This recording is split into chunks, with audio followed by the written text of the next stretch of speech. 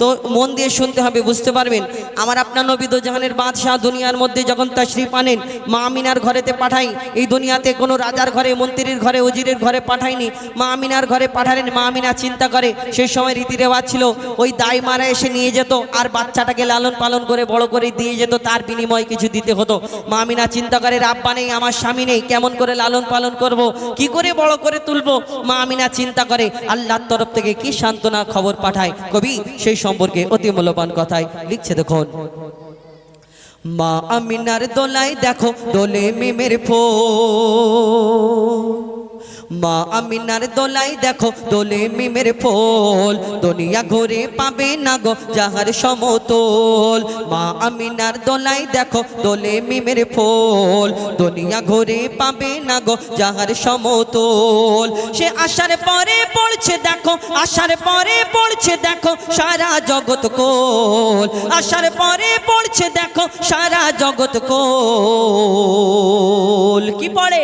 বলে লা ইলাহা ইল্লাল্লাহু মুহাম্মদ রাসূল, লা ইলাহা ইল্লাল্লাহু মুহাম্মদ রাসূল। মা আমিনার দোলায় দেখো দোলে মিমের ফুল, দুনিয়া ঘুরে পাবে না গো যাহার সমতল। সে আসার পরে পড়ছে দেখো, আসার পরে পড়ছে দেখো সারা জগৎ কোল। কি পড়ে? বলে লা ইলাহা ইল্লাল্লাহু মুহাম্মদ রাসূল, লা ইলাহা ইল্লাল্লাহু মুহাম্মদ রাসূল। মা আমিনার দোলায় দেখো দোলে মিমের ফুল, দুনিয়া ঘুরে পাবে না গো যাহার সমতল। মা আমিনা চিন্তা করে আল্লাহর তরফ থেকে কি খবর, কি সান্ত্বনা আসে। কবি ছন্দের মাধ্যমে লিখছে, দেখুন। পিতার ছায়া ছিল না মাথায় নবী জন্ম নিল যখন, পিতার ছায়া ছিল না মাথায় নবী জন্ম নিল যখন। শুধু ছিল মা আমিনা, ছিল না ভাই বোন, শুধু ছিল মা আমিনা, ছিল না ভাই বোন। আর জন্মকালে এতিম বলে মা আমিনা ভাবে, নবী জন্মকালে এতিম বলে মা আমিনা ভাবে, আমি করব কেমন লালন পালন, খোদা গো কি হবে, আমি করব কেমন লালন পালন, খোদা গো কি হবে। তখনই এক খবর আসে, শোনো আমিনা বিবি, তোমার কোলে নাজিল হলো খোদার শ্রেষ্ঠ নবী। আল্লাহ স্বয়ং তার লালন পালনের নিয়েছে গোভার, আর জিবরিল আমিন থাকবে হোগে ওর পাহারাদার। ও সৃষ্টি কুলের শিরোমণি, সৃষ্টি কুলের শিরোমণি আর নবী কুলের মোল, সৃষ্টি কুলের শিরোমণি আর নবী কুলের মোল। দুনিয়াতে যার নাম হবে মুহাম্মদ রাসূল, দুনিয়াতে যার নাম হবে মুহাম্মদ রাসূল। মা আমিনার দোলায় দেখো দোলে মিমের ফুল, দুনিয়া ঘুরে পাবে না গো যাহার সমতল। এই বিনা দানার খেজুর হলো কোথা থেকে, এলো কোথা থেকে? একদিন আমার নবীকে এক ইহুদি এসে প্রশ্ন করে, বলো বলো মোহাম্মদ, এই দুনিয়াতে তোমার আগে অন্যান্য নবীরা এসেছে, এই দুনিয়াতে অনেক নবীরা অনেক কিছু মুজিজা দেখিয়েছে, কিন্তু তুমি মোহাম্মদ, তুমি নবী বলে দাবি করো, তোমাকে আমি কেমন করে মানতে পারি? কোন নবী মুর্দাকে জিন্দা করেছে, কোন নবী পশু পাখির ভাষা বুঝতে পারতো, কিন্তু তোমাকে আমি একটা পরীক্ষা করতে চাই। এই দুনিয়াতে তুমি যদি পাশ করতে পারো আমার পরীক্ষায়, তাহলে আমি তোমার কাছে কলমা পড়ে মুসলমান হয়ে যাব, তোমাকে নবী মোহাম্মদ বলে মেনে নেব। একটা পকেট থেকে একটা খেজুরের দানা বের করে, শোনো মোহাম্মদ, এই খেজুরের দানাটা, খেজুরের আটিটা তোমার হাতে দিচ্ছি, আর আমার সামনে এই খেজুরের দানাটা পুঁতে দিতে হবে, আর একদিনের মধ্যে যদি এই দানা থেকে একটা গাছ বের করে দেখাতে পারো, তাহলে আমি সত্যিকারে তুমি নবী মোহাম্মদ বলে মেনে নেব, কলমা পড়ে তোমার কাছে মুসলমান হয়ে যাব। যখন এই কথা বলে, আমার নবী সেই খেজুরের দানাটা নিয়ে ইহুদির কাছ থেকে নিয়ে আর তার সামনে পুঁতে দিয়ে বলে, শোনো শোনো ইহুদি ভাই, কালকে আসবে, এইখানে শুধু একটা গাছ হবে না, এই গাছ থেকে খেজুর হবে, ফল হবে, সেই ফলও তোমাকে খাওয়াবো। আমার নবী চিন্তা করে, এই আমার নবী যখন এই কথা বলে, সেই ইহুদি চিন্তায় পড়ে যায়, একদিন একটা গাছ হওয়া তো সম্ভব, অসম্ভব, আর এই গাছ হবে আবার ফল হবে, এটা কেমন করে হয়, কি ঘটনা হয়? কবি ছন্দের মাধ্যমে লিখছে, দেখো। এক খেজুর দানা নিয়ে এক ইহুদি নবীর কাছে কয়, এক খেজুর দানা নিয়ে এক ইহুদি নবীর কাছে কয়, বলে তোমায় নবী মেনে নেব এই দানাতে যদি একদিনে গাছ হয়, তোমায় নবী মেনে নেব এই দানাতে যদি একদিনে গাছ হয়। আর সেই দানা নিয়ে নবী আমার মাটিতে পুঁতে হাসে, সেই দানা নিয়ে নবী আমার মাটিতে পুঁতে হাসে। বলে এই দানার ফল খাবে গোকাল ইহুদি তুমি এসে, এই দানার ফল খাবে গোকাল ইহুদি তুমি এসে। আর কি হয় ভাবে ইহুদি সত্যি যদি এই দানাতে গাছ হয়ে যায়, ভাবে ইহুদি সত্যি যদি এই দানাতে গাছ হয়ে যায়। সেই ভয়েতে গভীর রাতে ইহুদি দানা চুরি করে তুলে নেয়। ইহুদি ওই দানাটা চুরি করে তুলে নেয়। কেন? ইহুদির সঙ্গে যারা ছিল বলে শোনো শোনো, মোহাম্মদ আসমানের চাঁদকে টুকরা করে দেখায়, জমিনের পাথরকে কলমা পড়িয়ে দেখায়, তাহলে মোহাম্মদ গাছও বের করে দেখাবে। সেই ইহুদি যখন চিন্তা করে যদি গাছ হয়, খেজুর হয়, তাহলে আমাকে মুসলমান হতে হবে, মোহাম্মদের কাছে আমাকে ছোট হতে হবে। সেই খেজুরের দানাটা সে চুরি করে তুলে নেয়। এবার চিন্তা করে কেমন করে মোহাম্মদ গাছ বের করে দেখায়, আমিও দেখব। তারপর কি ঘটনা হয় কবি ছন্দের মাধ্যমে আরো কি লিখছে দেখুন। ভাবে ইহুদি সত্যি যদি এই দানাতে গাছ হয়ে যায়, সেই ভয়েতে গভীর রাতে ইহুদি দানা চুরি করে তুলে নেয়। সেই ভয়েতে গভীর রাতে ইহুদি দানা চুরি করে তুলে নেয়। পরের দিনে সেই ইহুদি নবীর সাথে গাছ দেখতে যায়, পরের দিনে সেই ইহুদি নবীর সাথে গাছ দেখতে যায়। গিয়ে দেখে সেথায় গাছ হয়ে ফল ভরে রয়, নবী তাকে নিজের হাতে সে গাছের খেজুর খেতে দেয়। আর খেজুর খেয়ে বলে ইহুদি এর দানা কোথায়?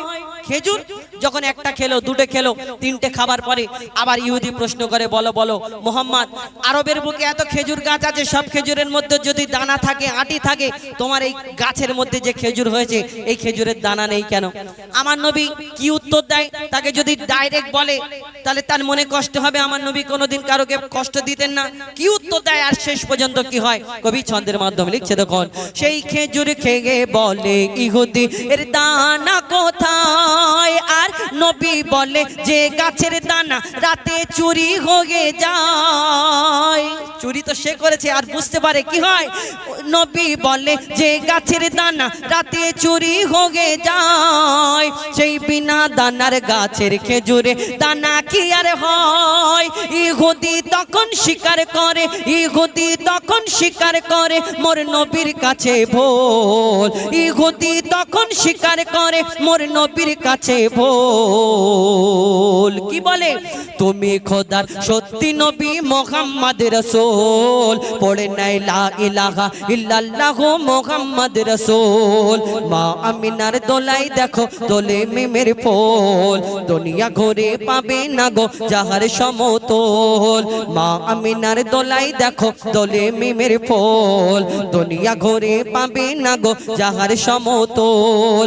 সে আসার পরে পড়ছে দেখো সারা জগৎ কোল, আসার পরে পড়ছে দেখো সারা জগৎ কোল। লা ইলাহা ইল্লাল্লাহ মুহাম্মদ রাসূল, লা ইলাহা ইল্লাল্লাহ মুহাম্মদ রাসূল, লা ইলাহা ইল্লাল্লাহ মুহাম্মদ রাসূল, লা ইলাহা ইল্লাল্লাহ মুহাম্মদ রাসূল।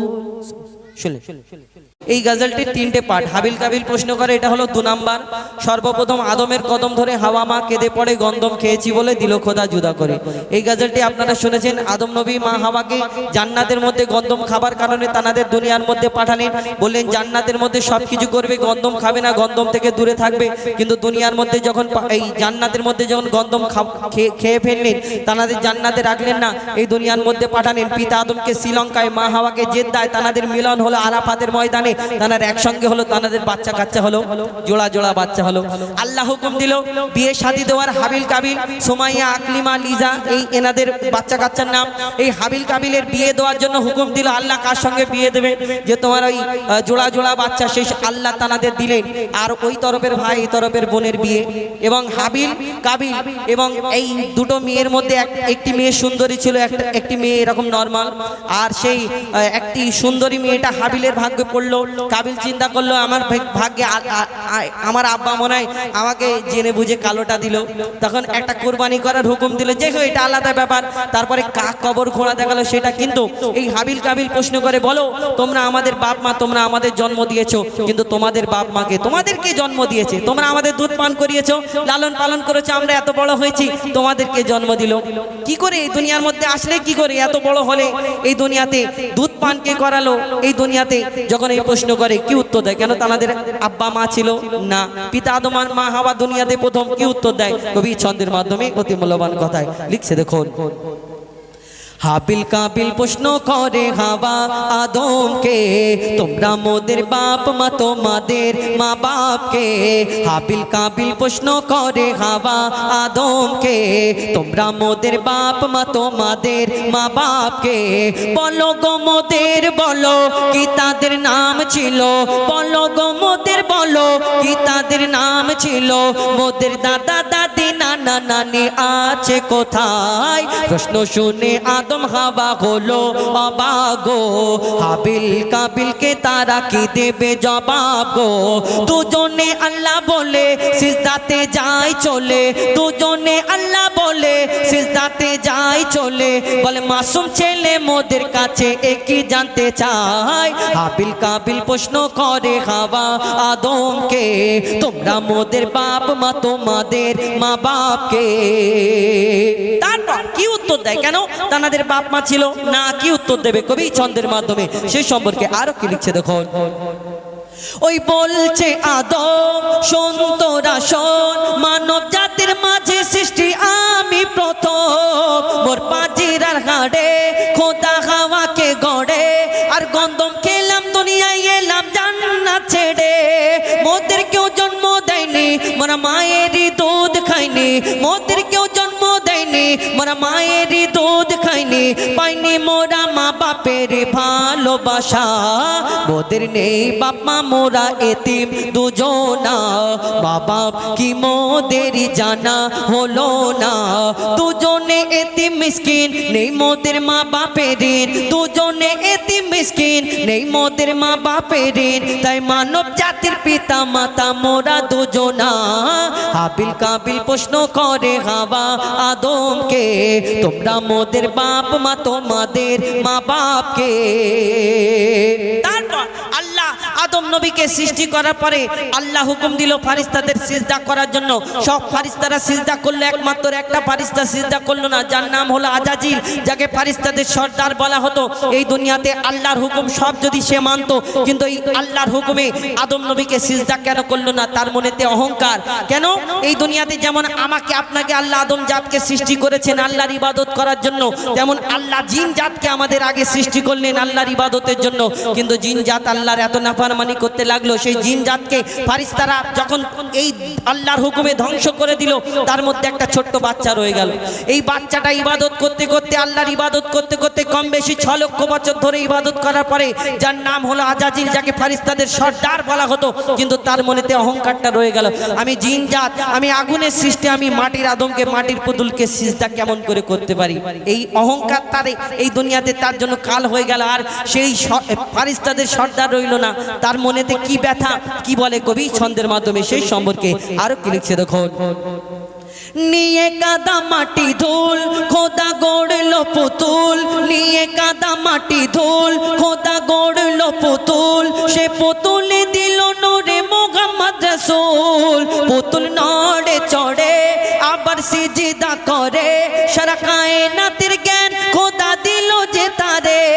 জিবরিল আমিনকে ধরে আজাজিল দুঃখ করে, জিবরিল আমিনকে ধরে আজাজিল দুঃখ করে। আমাকে মাকে ভুলে গেল খোদা আদমের মায়ায়। আমি জিন জাত তবু ফারিস্তাদের সরদার, সব থেকে বেশি জ্ঞানী হে আমার অহংকার। আগুনে আমার জনম আর মাটিতে গড়া আদম, আগুনে আমার জনম আর মাটিতে গড়া আদম। আরে আদম এসে সিজদা দেবে আমার দুটি পায়। হাবিল কাবিল প্রশ্ন করে হাওয়া আদমকে, তোমরা মোদের বাপ মা তোমাদের মা বাপকে বলো গো মোদের, বলো কি তাদের নাম ছিল, বলো গো মোদের, বলো কি তাদের নাম ছিল।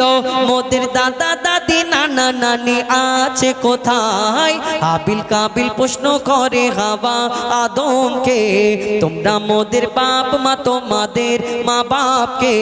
হাবিল কাবিল প্রশ্ন করে হাওয়া আদমকে, তোমরা মোদের বাপ মা তোমাদের মা বাপকে।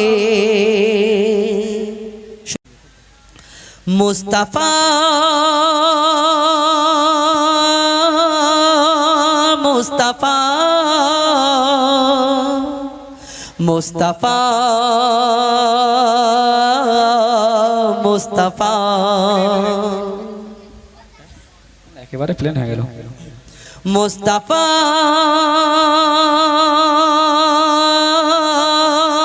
মুস্তাফা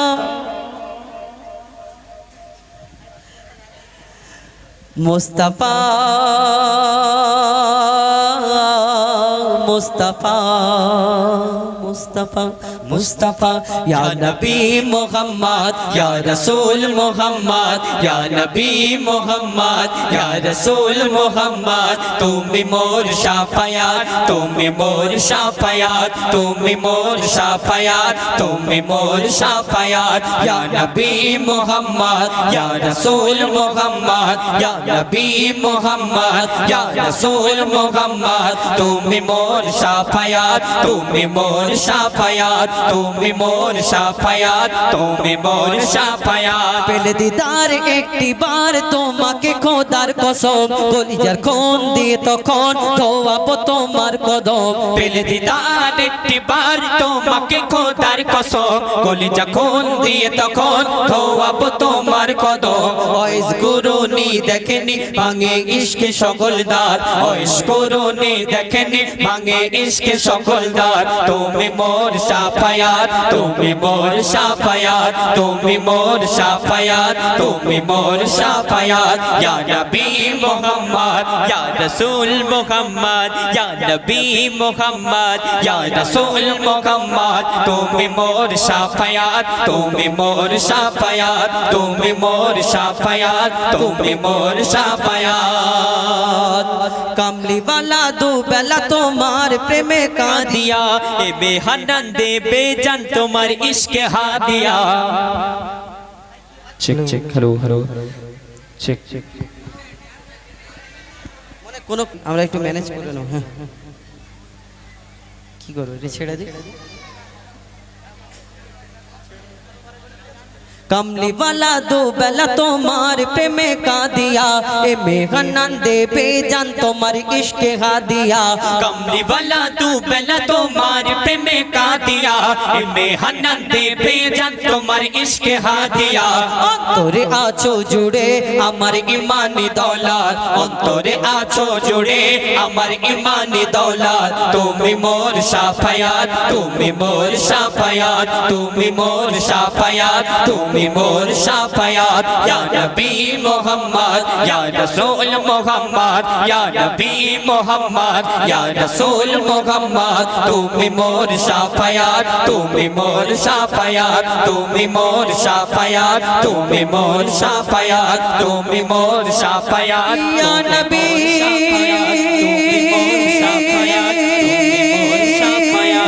ইয়া নবী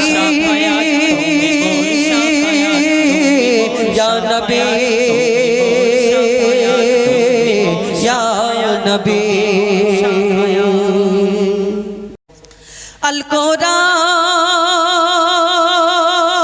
কোরআন আল কোরআন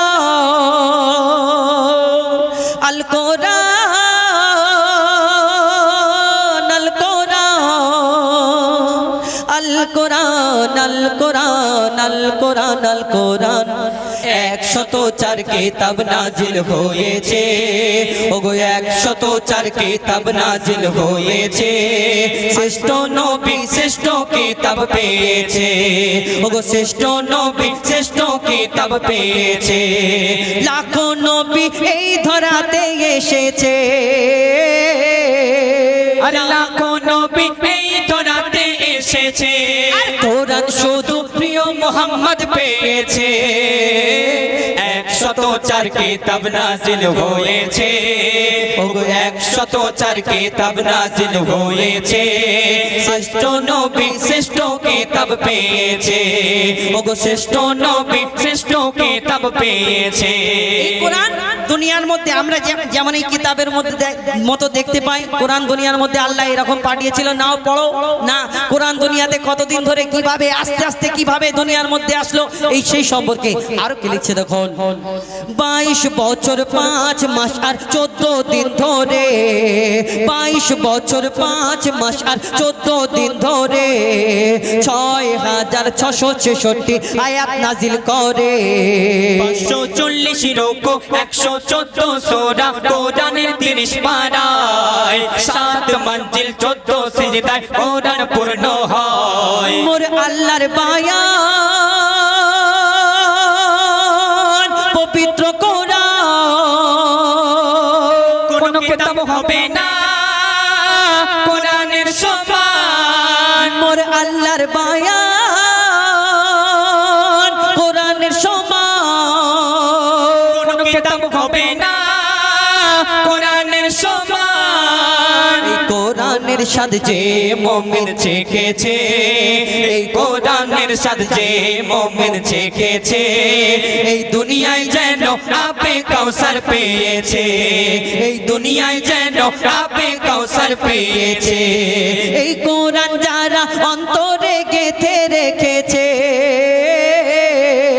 এই কোরআন যারা অন্তরে গেঁথে রেখেছে তাদের সাথে যেন আল্লাহ কথা বলেছে 104 কিতাব নাজিল হয়েছে ওগো 104 কিতাব নাজিল হয়েছে শ্রেষ্ঠ নবী শ্রেষ্ঠ কিতাব পেয়েছে ওগো শ্রেষ্ঠ নবী শ্রেষ্ঠ কিতাব পেয়েছে আজকে কত জ্ঞানী গুণী বিজ্ঞানী যারা কোরআনকে পড়তে লাগে ভালোবেসে মহব্বতের সঙ্গে না কোরআনের ভুল ধরার জন্য রাগেতে পড়তে লাগে কোন জায়গায় ভুল আছে ইসলাম ধর্মে বলে থাকে কোরআন হলো শ্রেষ্ঠ কিতাব এই দুনিয়াতে নিখুঁত কিতাব নির্ভুল কিতাব বলে থাকে মুসলমানরা তাই কোরআনের ভুল ধরার জন্য কত জ্ঞানী গুণী বিজ্ঞানী যারা ইসলামের দুশমন কোরআনের দুশমন ইসলামের শত্রু যারা কোরআনকে পড়তে লাগে কোন জায়গায় ভুল আছে এই ভুলটা খুঁজে সোশ্যাল মিডিয়াতে তুলে ধরবে হিরো হবে আর কেউ কোরআনকে জ্বালিয়ে দেয় কেউ কোরআনকে পাতাটা ছিঁড়ে মুখের মধ্যে পুরে খেয়ে নেয়